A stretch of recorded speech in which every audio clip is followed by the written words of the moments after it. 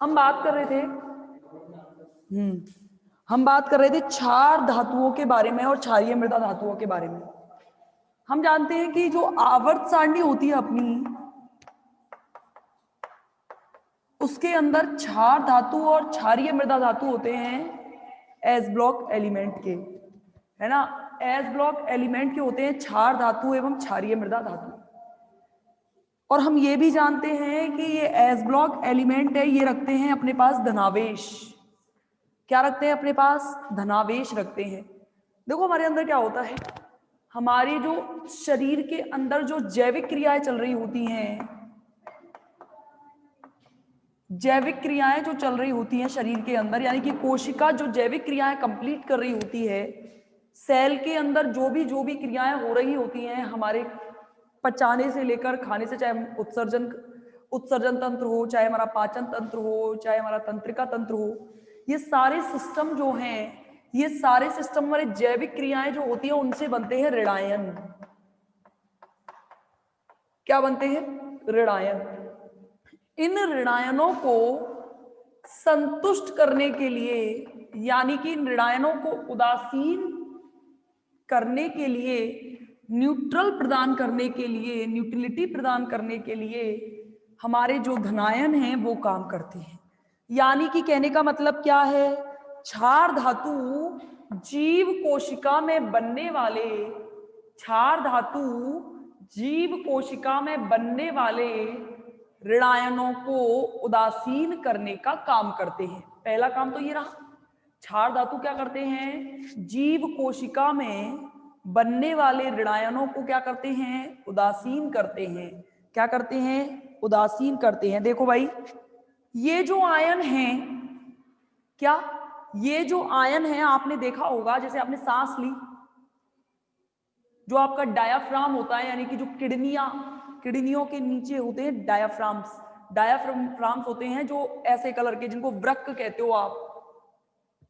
नहीं, वृक्क के नीचे होते हैं डायाफ्राम। एक डायाफ्राम होता है, वो क्या करता है, जैसे ही आपने सांस ली डायाफ्राम सिकुड़ जाएगा, और जैसे ही आपने सांस बाहर छोड़ी डायाफ्राम वापस से क्या हो जाएगा, जैसा नॉर्मल साइज में होता है वैसा हो जाएगा। यानी कि कहने का मतलब संकुचन और शिथिलन दोनों ही चलते हैं। जब आप कहते हो संकुचन और शिथिलन, दोनों प्रक्रियाएं होती है हमारे शरीर में। जैसे आपने कभी देखा होगा ब्लड प्रेशर जो नापते हैं वो होता है 70 mm से 120 mm पर जी, पता होगा आपको, 120 mm पर जी ऐसे निकाला होगा आपने। ये देखा होगा आपने 120/70, इसको ऐसे लिखते हैं। ये क्या है? ये लोअर ब्लड प्रेशर है, यानी कि इससे नीचे ब्लड प्रेशर की जिनका होगा वो कैटेगरी में आएंगे जिनका ब्लड प्रेशर कम होता है, जो लो बीपी वाले लोग होते हैं। इससे ऊपर अगर किसी का ब्लड प्रेशर हो गया तो इसका मतलब है ये हाई बीपी के अंदर आते हैं। यानी कि हमारे शरीर में कभी आपकी तबीयत खराब हुई हो, आप डॉक्टर के पास गए हो दिखाने, तो यहाँ इस जगह हाथ पर एक पट्टी सी बांधते हैं जो ब्लड प्रेशर मापता है, तो एक बार उसे बहुत ज्यादा दबा के इसको बिल्कुल टाइट कर देता है, यानी कि वो लोअर ब्लड प्रेशर माप रहा होता है आपका। और बिल्कुल एक बार रिलीज करके मापता है तो पूरा एकदम से पैमाना ऊपर की तरफ चढ़ जाता है, तो वो हायर ब्लड प्रेशर को मापता है। यानी कि मेरे कहने का मतलब क्या है, ये ध्यान से समझना कि क्षार धातु आयन जीव द्रव्य के परासरण दाब को संतुलित करते हैं। परासरण दाब क्या होता है जानते हो? पढ़ के आए हो फिजिकल केमिस्ट्री में। परासरण दाब क्या होता है? परासरण दाब होता है कम सांद्रता से अधिक सांद्रता की ओर विलायक के अणुओं का पारगमन अर्ध पारगम्य झिल्ली के द्वारा परासरण की प्रक्रिया कहलाती है। आपको पता हो इसी प्रक्रिया के कारण जो किशमिश होती है पानी में रखने पर फूल जाती है, परासरण की क्रिया के कारण। आपको पढ़ा होगा, परासरण की क्रिया में जब हम पढ़ते हैं तो इस तरीके से आपने पढ़ा होगा, इस जगह पे अर्ध पारगम्य झिल्ली मैंने लगा दी और दो भिन्न भिन्न सांद्रता के सॉल्यूशंस को एक दूसरे के साथ पृथक कर दिया है। अगर जैसे ही आप परासरण की प्रक्रिया स्टार्ट करोगे तो ऊपर से लगाओगे प्रेशर, ये क्या होगा, कम सांद्रता से अधिक सांद्रता की ओर विलायक के अणुओं का गमन होने लगेगा। और ये अर्धपारगम्य झिल्ली क्या करती है, ये क्या करती है, जब तक होता रहेगा जब तक दोनों की कंसंट्रेशन कैसी ना हो जाए, सेम ना हो जाए। अब सोचो कि ऐसे हमारे शरीर के अंदर जीव द्रव्य है, देखो ऐसे होता है कुछ, एक कोशिका होती है, इस कोशिका को घेरा हुआ होता है जीव द्रव्य ऐसे, इसी जीव द्रव्य के अंदर यानी कि इसको कोशिका द्रव्य के नाम से भी जानते हैं, इसी के अंदर आपके सब पाए जाते हैं, माइटोकॉन्ड्रिया हो, लाइसोसोम हो, आपका जो आत्मघाती थैली, यानी जितने भी है माइटोकॉन्ड्रिया, केंद्रक, वेंद्रक, सब कोशिका के जितने विभिन्न अंग हैं वो इसी के अंदर पाए जाते हैं। और इसकी रक्षा करने के लिए आपने पढ़ा होगा पादपों में कोशिका भित्ति पाई जाती है, लेकिन सिर्फ और सिर्फ पादपों में, जंतुओं में कोशिका भित्ति का अभाव होता है। क्या होता है, इस जीव द्रव्य के अंदर कुछ आयन बाहर जाते हैं और इसको कुछ आयन अंदर आने के लिए परमिशन देते हैं, इसलिए तो कहते हैं कोशिका की जो भित्ति होती है वो पारगम्य भित्ति कहलाती है, यानी कि जिनको उसको जरूरत है उन्हीं को अंदर आने देगी, अदरवाइज नहीं आने देगी। तो देखो क्या होगा, यहां पे परासरण की क्रिया को संतुलित करने के लिए कि कोशिका फूलकर फट ना जाए, इस फूलकर फटने के रोकने के लिए परासरण की प्रक्रिया का संतुलित होना बहुत अनिवार्य है। तो इस परासरण की प्रक्रिया को संतुलित करने का काम कौन करता है, क्षार एवं क्षारीय मृदा धातु। क्या होता है, ज्यादा फूलकर, देखो कैसे, ध्यान से समझना, यही समझा रही हूं मैं, सोडियम और पोटेशियम पंप। देखो भाई,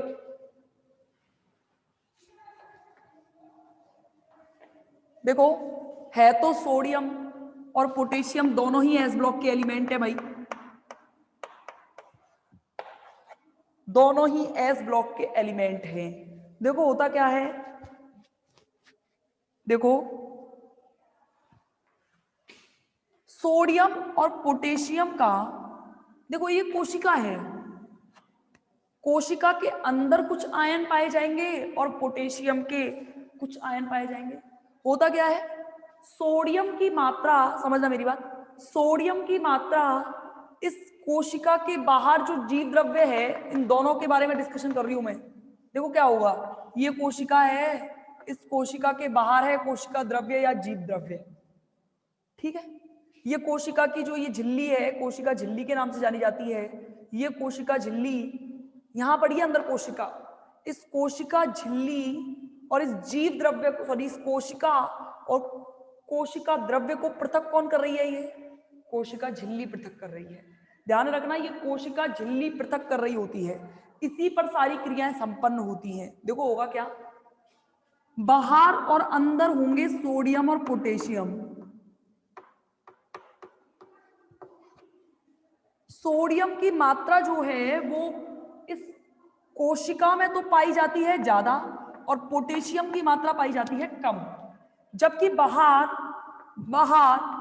सोडियम की मात्रा पाई जाती है कम और पोटेशियम की मात्रा क्या पाई जाती है, ज्यादा।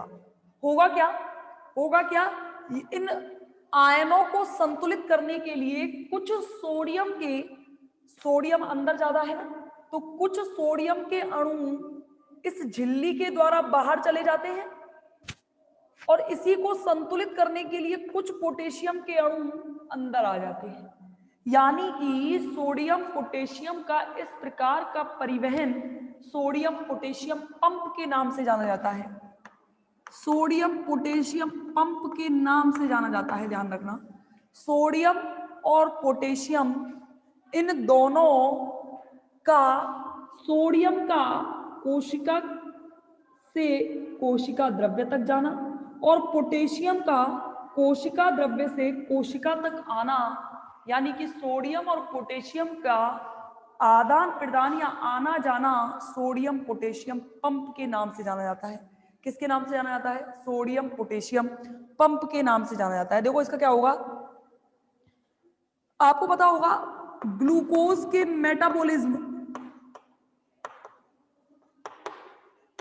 मेटाबॉलिज्म आपको पता होगा, एटीपी के निर्माण में, अब एक एटीपी में दो NADPH2 के अणु होते हैं, आपको पता होना चाहिए। एक एटीपी में 2 NADPH के अणु होते हैं। ये क्या करता है? नाइट्रोजन क्या करता है? नाइट्रोजन जैसे ही आपने कोई ग्लूकोज लिया अंदर, कार्बोहाइड्रेट जिसे आप खाते हो, उसके ग्लूकोज के मेटाबॉलिज्म में कौन सहायता करता है? सोडियम सहायता करता है। यही सोडियम एटीपी को NADPH2 में परिवर्तित करता है, यानी कि इस पूरी क्रियाएं जो हमारे सांस लेने से तक लेकर हमारे एंड तक सब कुछ में कौन काम आते हैं? सोडियम और पोटेशियम। और ये किसके अणु हैं? क्षार एवं क्षारीय मृदा धातु हैं। यानी कि ये वाले अणु हमारी जैविक क्रियाओं में अत्यंत उपयोगी हैं। ये तो रहा सोडियम पोटेशियम पंप। अच्छा, मैग्नीशियम की बात करें, सबसे पहले तो आपको पता होगा पौधों में पाया जाने वाला हरित लवक वर्णक क्लोरोफिल, इस क्लोरोफिल में एक तत्व पाया जाता है मैग्नीशियम, यानी कि बिना मैग्नीशियम के पौधों का जीवित रहना संभव नहीं है। तो क्लोरोफिल में उपस्थित मैग्नीशियम जो है वो काम आता है। इसके अलावा हमारी हड्डियों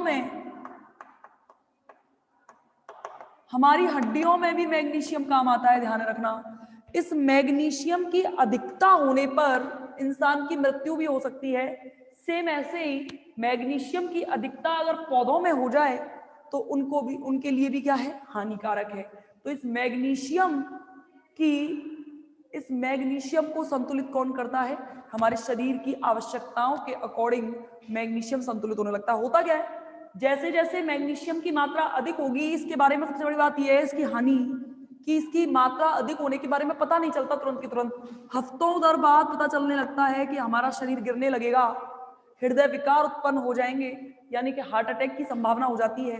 तो इन सब चीजों के बारे में पता चल नहीं पाता है, इसलिए आजकल के जमाने में मैग्नीशियम को कम उपयोग में लिया जाता है और इसकी जगह पर हम कौन यूज करते हैं? कैल्शियम।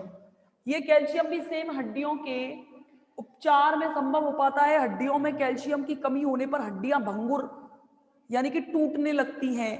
कैल्शियम की कमी होने पर हड्डियों में बहुत विभिन्न विभिन्न प्रकार के रोग हो जाते हैं। तो ये सारे के सारे तत्व जो हैं ये क्या करते हैं? ये देखो, कैल्शियम जो है वो हड्डियों में एपेटाइट के रूप में पाया जाता है और एपेटाइट का फॉर्मूला क्या होता है? कैल्शियम Ca3PO4 का होल थ्राइस, इसको कहते हैं एपेटाइट। कैल्शियम का एक संकुल जिसे एपेटाइट कहते हैं, ये किस में पाया जाता है? हड्डियों में पाया जाता है। कैल्शियम एपेटाइट के रूप में हड्डियों में पाया जाता है। ध्यान रखना, इसके अतिरिक्त क्या है? इसके अतिरिक्त कैल्शियम +2 रक्त का थक्का बनाने के लिए भी आवश्यक है। रक्त का थक्का, अच्छा बताओ, रक्त का थक्का बनाना जरूरी है या नहीं? रक्त का थक्का बनना चाहिए या नहीं? रक्त का थक्का बनना भी चाहिए और नहीं भी बनना चाहिए, दोनों ही काम है। अगर आपको चोट लग जाए और लगातार रक्त बहता रहे तो आपकी समय पे मृत्यु हो जाएगी। आपने सुना होगा एक रोग, इसका नाम है नारूबाला करके एक रोग है। इसमें क्या होता है, किसी व्यक्ति को अगर चोट लग गई तो उस व्यक्ति का रक्त रुकता नहीं है बहने से, और इस रोग में फिक्स है कि इस रोग में व्यक्ति की मृत्यु हो ही जाएगी क्योंकि वो रुकेगा नहीं। तो इसीलिए रक्त का थक्का यहाँ पे बनना बहुत जरूरी है। रक्त का थक्का आपने कभी देखा होगा, जैसे आप घरों में बहुत सारी चीजें यूज करते हो, हल्दी एंटीबायोटिक के रूप में आप हल्दी का यूज करते हो, तो जैसे ही आपके ब्लड निकलने लगेगा तो उस जगह हल्दी फिटकरी लगा देते हो। फिटकरी के अंदर भी आपको पता होगा कि इसमें तो आयरन पाया जाता है।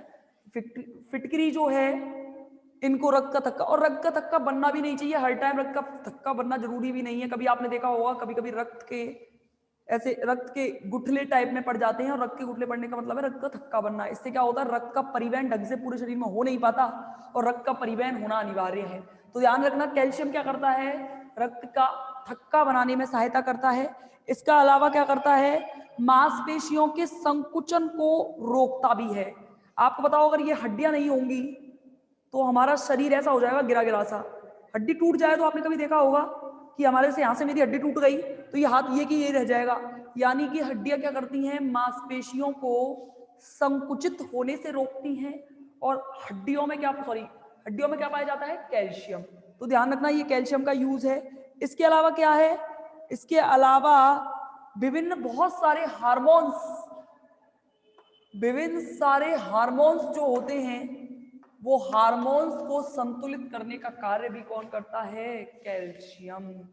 तो ये तो कभी कभी पेपर में वो कैल्शियम के डायरेक्ट उपयोग पूछता है, ध्यान रखना, कैल्शियम के डायरेक्ट उपयोग पूछता है। देखो कैसे, क्या है कि देखो हड्डियों में किसके रूप में पाया जाता है? एपेटाइट के रूप में पाया जाता है। इसके अलावा ये फ्लोरो एपेटाइट के रूप में भी पाया जाता है।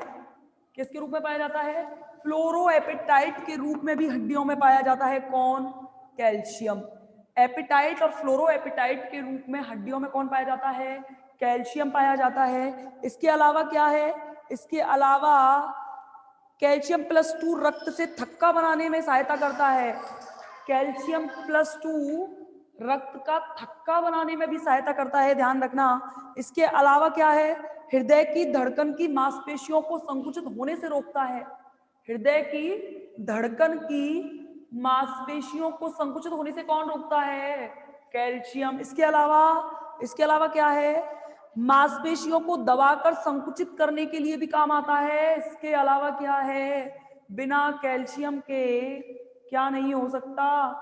बिना कैल्शियम के विभिन्न सारे हार्मोन्स स्रावित नहीं होंगे। तो ये तो है कैल्शियम, मैग्नीशियम और इनके उपयोग। इसके बारे में हम पढ़ चुके थे, पर यहाँ पे पर्सनली मैंने इसलिए बताया है कि आप कभी भूले ना। इसके अलावा मैं एक बार देखूं कि इसमें कुछ अलग से कुछ दिया हुआ है कि नहीं। देखो एक बार हम बात कर लें।